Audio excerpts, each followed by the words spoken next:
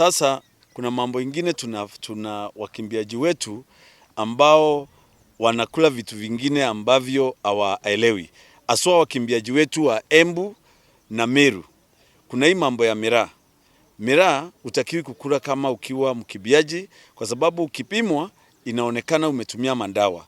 Kwa hivyo tunahimiza watu wetu wa Embu na Meru wasikule Miraa, na alafu ndawa ambazo zote unatumia utumie ndawa ambazo umeandikiwa na daktari, na ujue daktari amepiga muhuri hiyo risiti, ili ukishikwa ndiye atakuwa mashakani, sio wewe.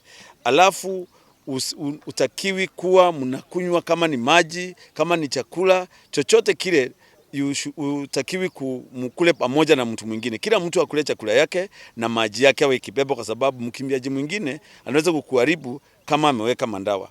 Ile ingine ni ya age cheating.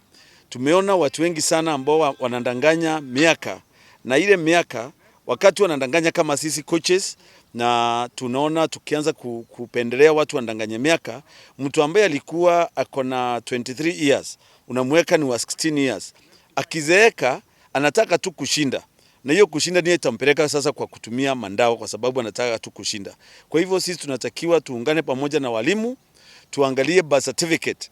Hakuna birth certificate tunatakiwa kuichukua as AK ikiwa mpya.